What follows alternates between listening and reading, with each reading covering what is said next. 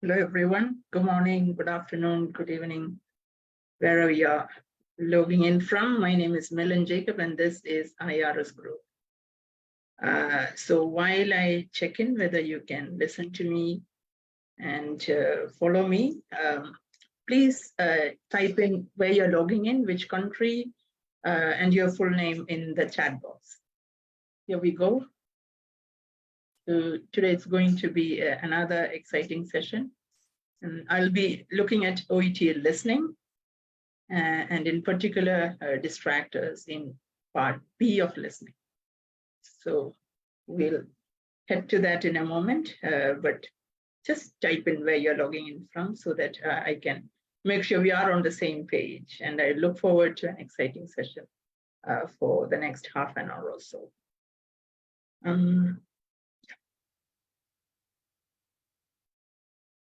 There's going to be some exciting task ahead as we go about it. Right, so I see Jaxi from Hungary. Hello. Jasneet from London, Palak from Pakistan. Great to see all of you. Keep sending me your names and where you're from. It's really great for IRS Group as a premium preparation provider to help you in your OET preparation. Hello, Sujata. Marina from Moldova. Shraddha from Nepal. Hello, Samina from Tamil Nadu. Pranav from Karnataka. All right. Beatrice from Portugal. Hello, Roy G9 and from IRS Group. Great. Good to see all of you. Rakesh Kuti, hello. Hello, Rakesh. Yeah, great. And it's evening here in India, and I'm streaming this from Kottayam in Kerala, southern India. Yeah. Achaya Murugan, hello. Regita. Yeah, good to see all of you. So I'll be looking for your comments and your names as we go ahead. While I do that, can you just let me know what are some of the everyday distractions you have in your day-to-day life? Think of the largest distraction we face today.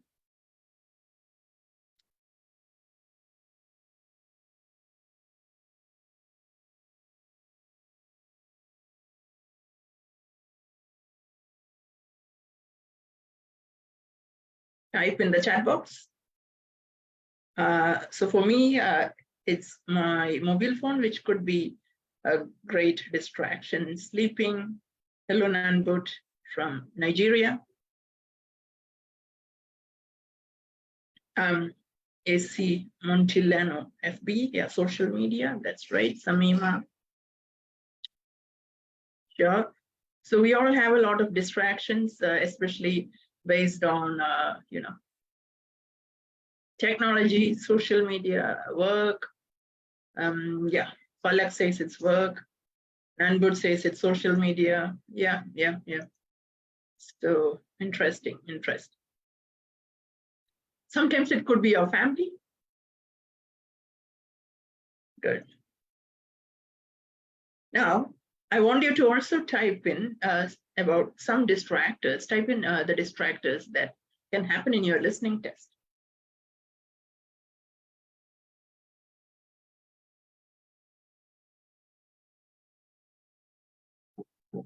This is going to be really interesting. Hello, Teresa from Australia.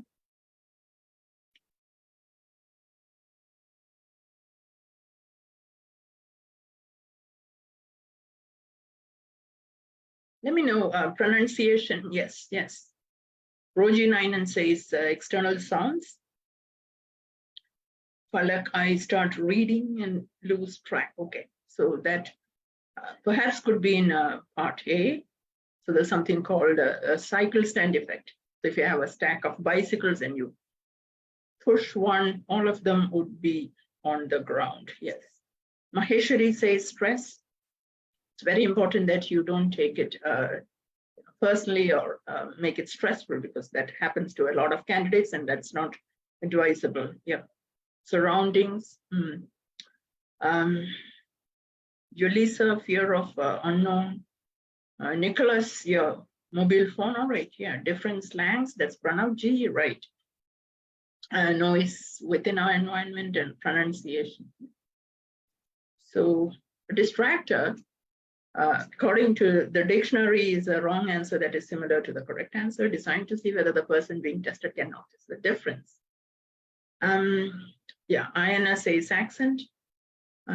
Yeah, so quite interesting to know what a distractor is, because those are deliberately designed to make sure that sometimes you go wrong. Good.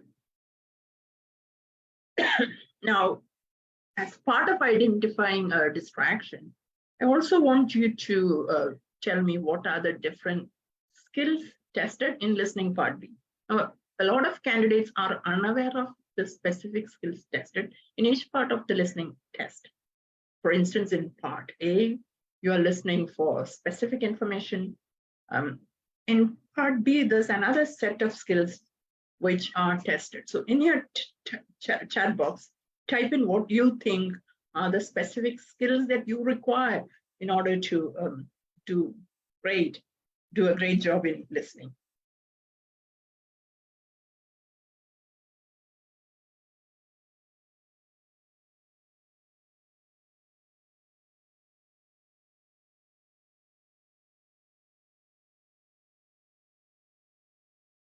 Okay. Focus, yeah, fluency. Now, yeah, those are all required skills, but I'm looking at the testing skills. Concentration, okay, understanding.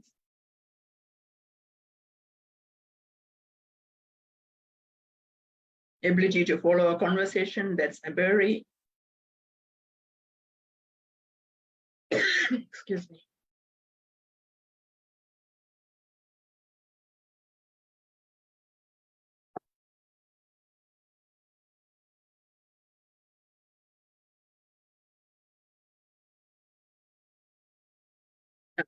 Azza says a sense of text, right?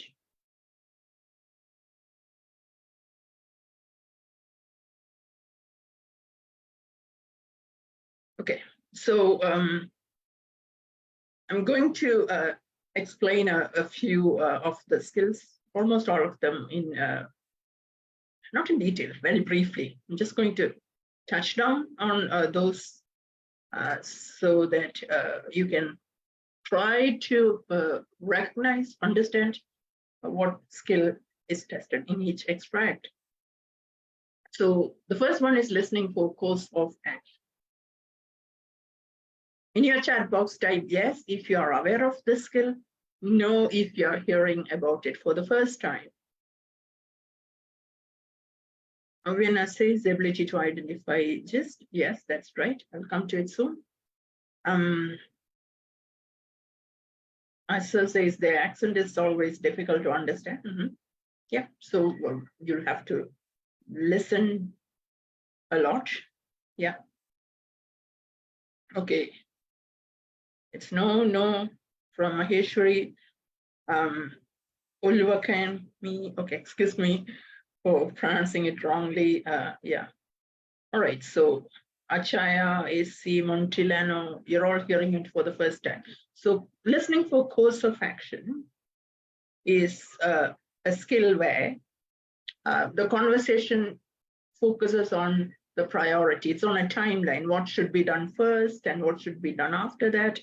So in such questions, you might find words like what should, let's say, the colleague do next, first, or so on. So a lot of instructions could be given. For instance, it could be a handover or a bedside shift report. So in those handover scenarios or other scenarios where you could be listening to a course of action, it's important that you really pay attention to what is being asked, because when the question is to listen for course of action and you are looking at gist, you could go wrong. So that's very important that you realize it. Right. So we'll be discussing, going through some real extracts, and then I'll give you time to identify whether you can apply these in those contexts. And here is the next one, which is listening for purpose. For instance, you have a team meeting. So the nurse manager or the team leader has called everyone together to say something. So quite often, even in real life, people might ask, what's the purpose of this meeting? So you're listening for purpose. Type again, yes or no, if you have heard or none of this.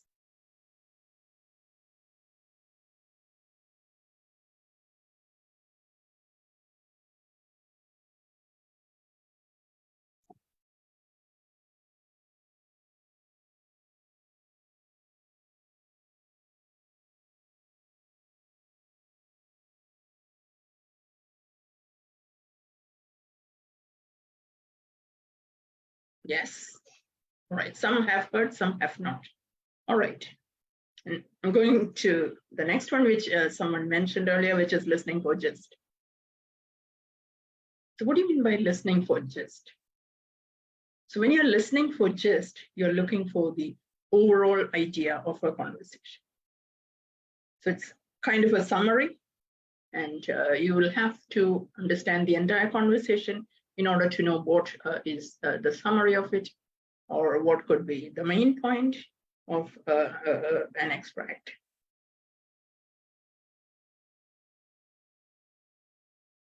And I think gist is familiar for most candidates, but here's another one which perhaps is not as familiar. So again, type in the chat box if it's new to you.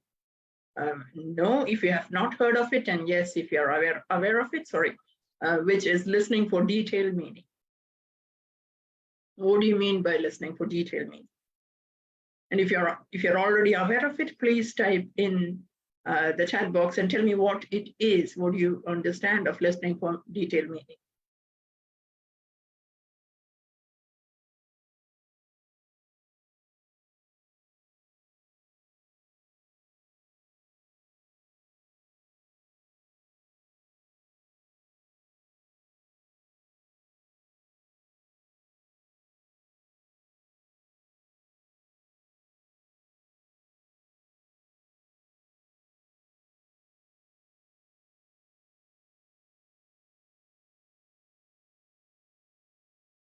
Avina is asking if it is the meaning in between the lines. Not exactly. So when you are listening for detailed meaning,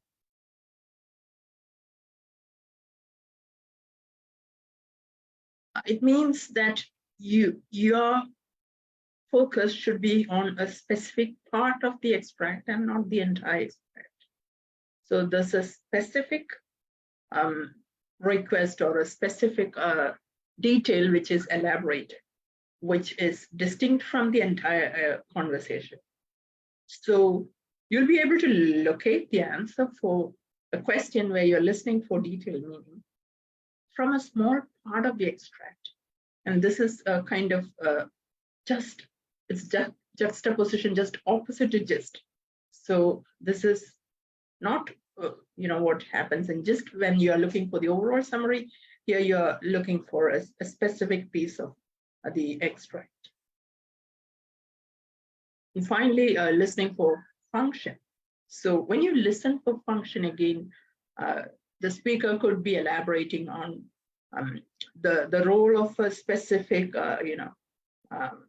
maybe a piece of equipment or the therapy, or something of that sort. What function does it serve? Sometimes you could be listening for agreement, whether two people agree on something. So it's important to identify and realize that a variety of listening skills are tested in listening part B. The detailed knowledge of the skill sets will help you to improve in your listening and in your OET test in general. So I'm going to play a few extracts for you. So I want you to identify the answer, and if you could also tell me why the correct one is the answer. But I'll also explain how the distractors have perhaps confused you. Sometimes it could be easy ones for you, sometimes it could be difficult. But again, my focus is on the distractors and how they have been created, because that knowledge is very important. So I'll give you a moment to read the question.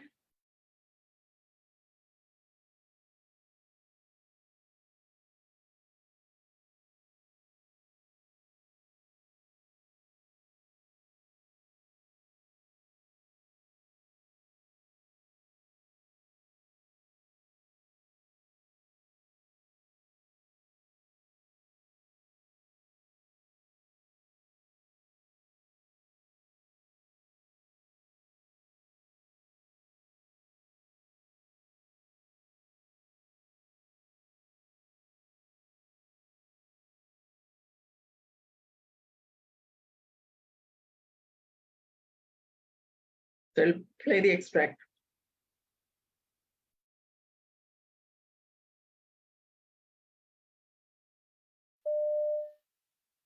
The next patient is Troy Simpson in bed 5.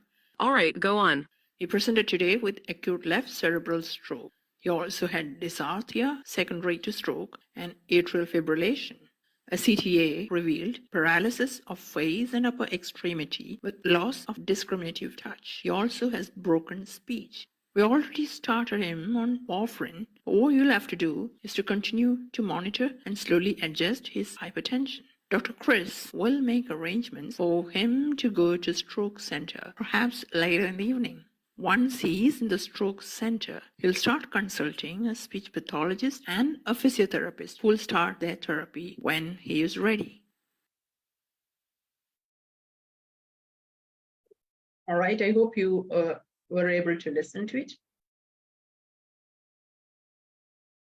Type in the answer that you think is the correct answer.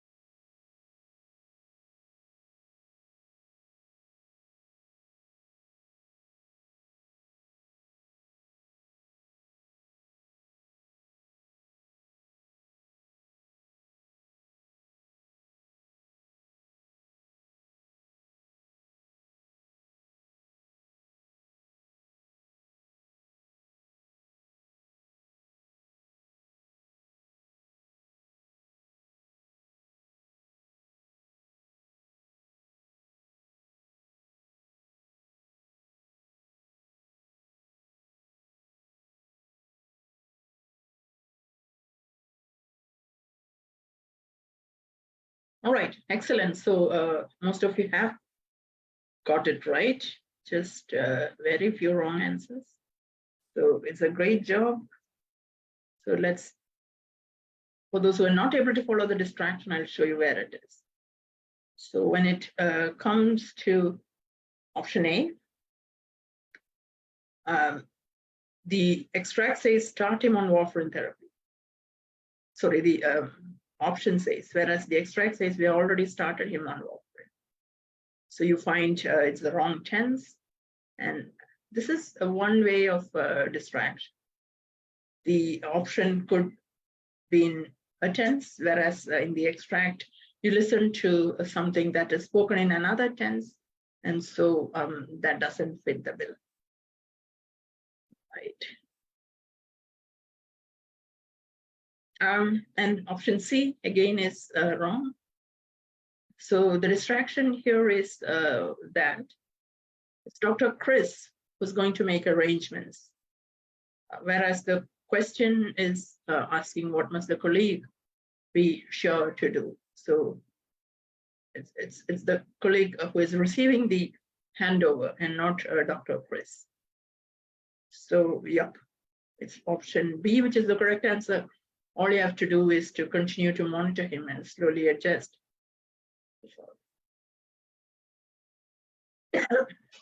Sorry. Great. So,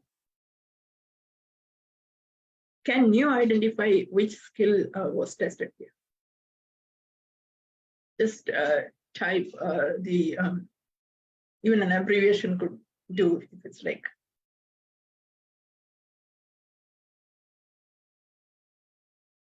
So just purpose, course of action, function, detail meaning. Just write DM if it's detail meaning.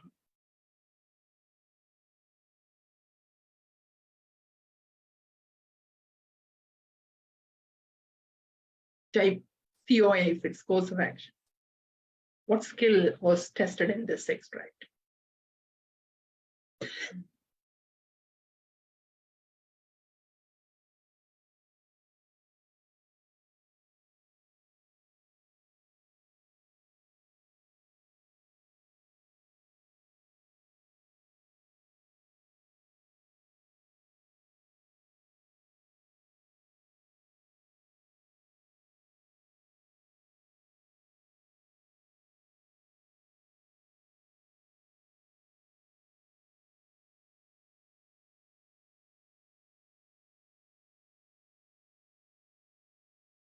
Okay, I see detail meaning, course of action, different options, yes. So primarily this is a question where you're being tested to identify the course of action.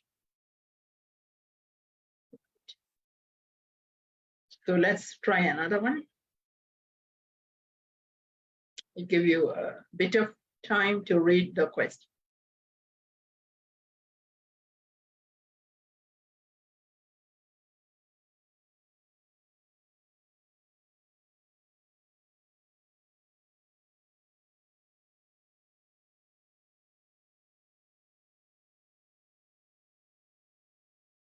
I'll play the extract.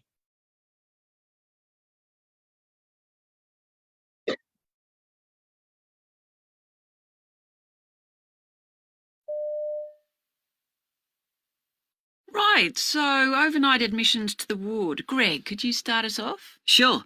We have Sue Deans in bed 5. She's a 54-year-old female who was brought into the emergency department by police overnight. She has a history of poorly controlled paranoid schizophrenia. She presents with chronic persecutory and paranoid delusions and also significant thought disorder. She's to remain in high dependency unit care until the stabilization of her symptoms. We'll be observing her every 15 minutes and monitoring the level of her distress, psychosis, and any response to interventions offered. Okay, I'll review the clinical and detention status this afternoon. Now, what's the plan for discharge? Social work interventions required for placement and community support options, and that's been booked for tomorrow. Also, an application for the appointment of legal guardian may be required. Right. We'll consider that at tomorrow's ward round. All right. So type in your answers if you can.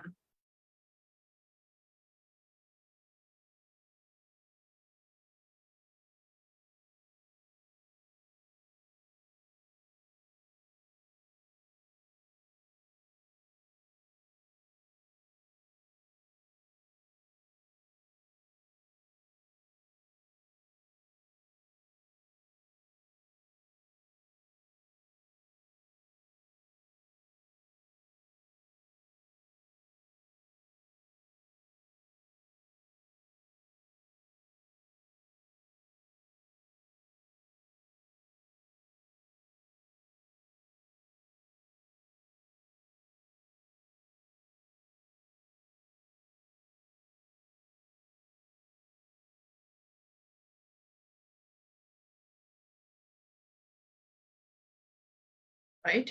So I see a lot of option A, some C. So let's see. In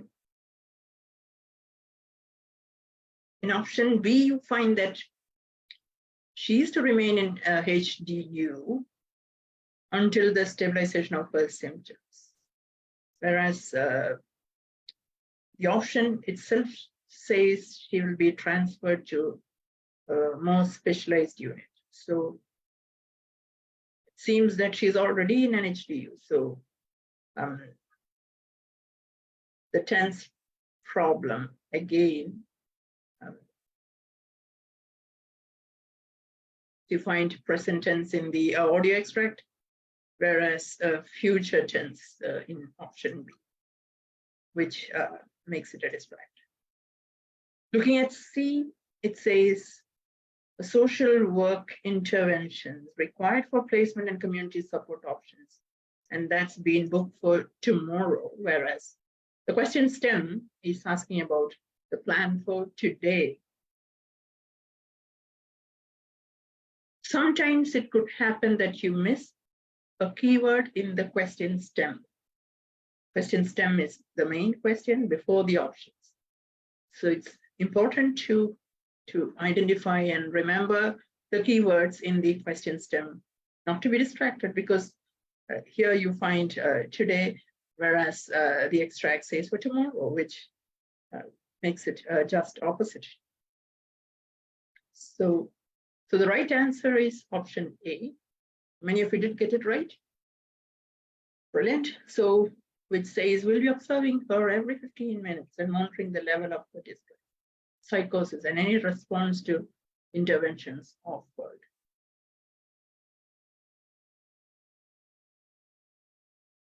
Okay. Here's another one. I'll give you a little bit of time for you to read this one.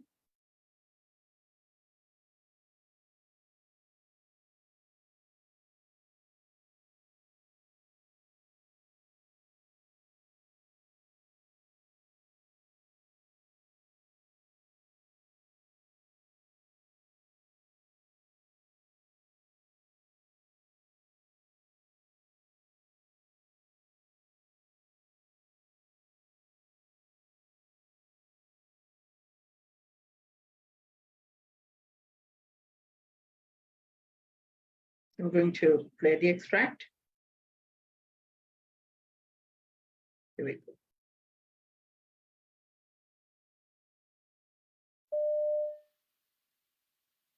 Kathy, could you help me with the patient in bed 103?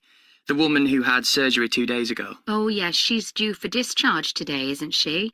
Does her pain relief need topping up again? I thought she wasn't very comfortable this morning. Oh, she's on a reasonably low dose, but she's coping. She needs her chest drains removing, though, and she's got herself into a bit of a state. Ah, well, that's a two-person job anyway, so I'll come with you. Has the consultant seen her? I know there was some concern yesterday about her condition and the level of the fluids draining into the bags. Oh, he's cleared her for removal of them today, but I think some reassurance might be needed first. Right. I might just check her analgesia and give her more before we go ahead. Okay.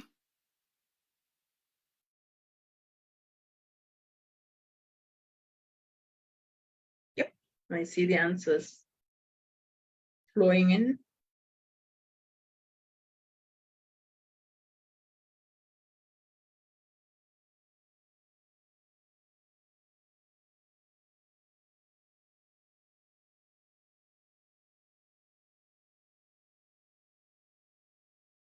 Quite a few option Bs. Right, so let's check it out.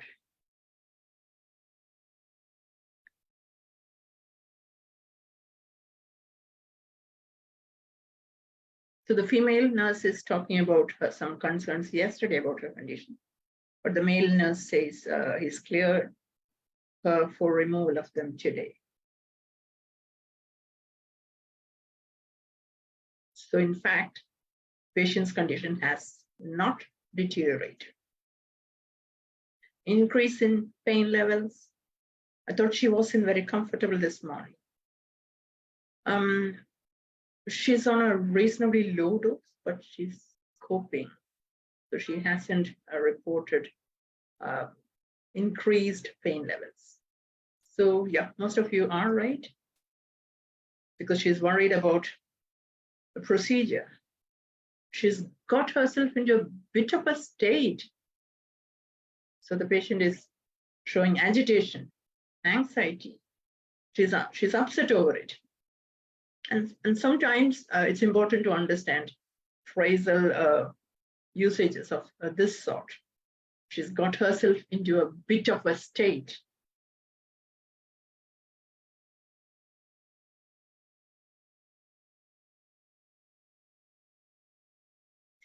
So here's one more. Read the question. You hear a patient talking to a dental receptionist. How does he feel? Option A, worried that he may have damaged a filling. B, disappointed that he can't be seen immediately. Option C, nervous about being treated by a different dentist. Here we go. Hi, I'd like an urgent appointment, please. Let's see, who's your usual dentist? Mr. Garcia? You say it's urgent. Are you in pain? Yeah, it's the tooth Mr. Garcia filled last week. Well, he's away today, I'm afraid, but there's a free slot this afternoon with his colleague, Mrs. Brown. Well, that'd be okay, but are you saying Mr. Garcia could fit me in tomorrow? That's right, we'd get you in first thing. Can you wait? Well, I'm not chewing on that side and I'm taking paracetamol, which is helping. The pain started when I was eating a steak, so I'm frightened I might have upset Mr. Garcia's work. It makes sense for him to check it out. OK, we'll book you in for tomorrow morning at 10. Right. Type in your answers, please.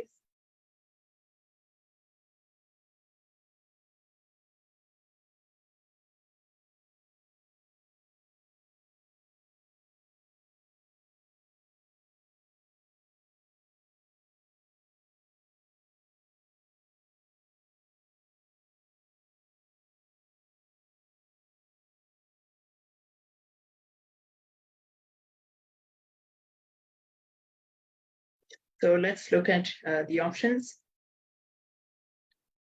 Going from bottom, that would be okay, but you're saying Mr. Garcia could fit me in tomorrow.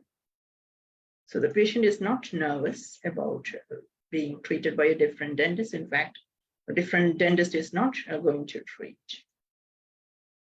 The patient is not disappointed either.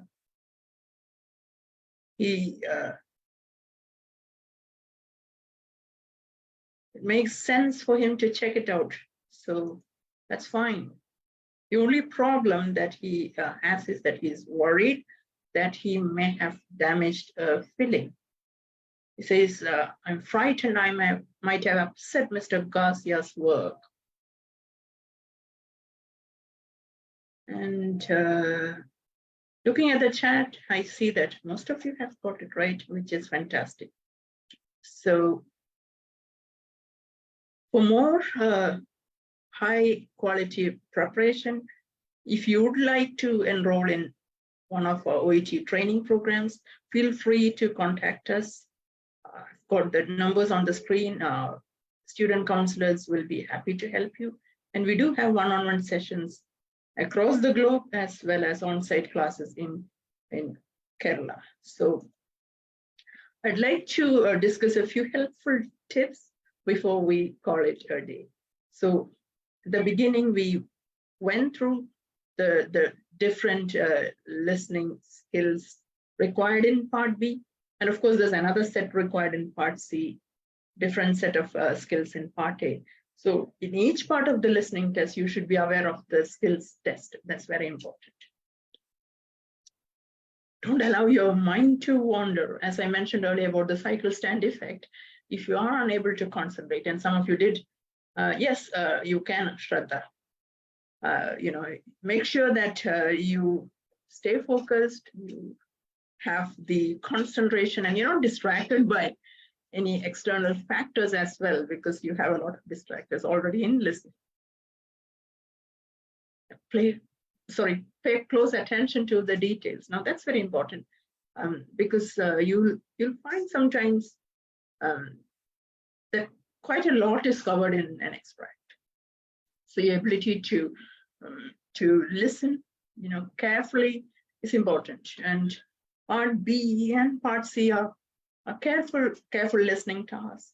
reading, they are called careful reading tasks. So you have to be very careful about it. Sometimes you may miss even a small part of the extract which holds the key to the answer.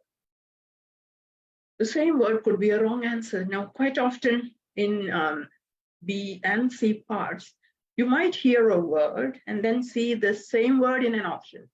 No, that doesn't guarantee that that option is the right answer, because quite often the right answer might be heavily paraphrased. You will find synonyms and not the same word that you heard in the extract. So don't fall in this trap either. So be prepared and read the question carefully. Question time. We run out of time, but I'll take a few questions if you have any. Also type in what you learned today from this session.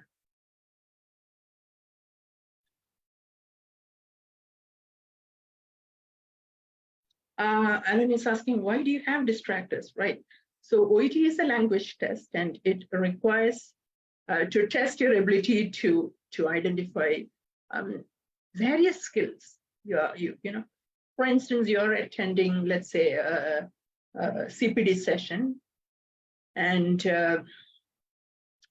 perhaps they crack a joke and talk about something before coming to the real topic. So you need to understand what is a distraction, what is the core topic that is being discussed, right? So,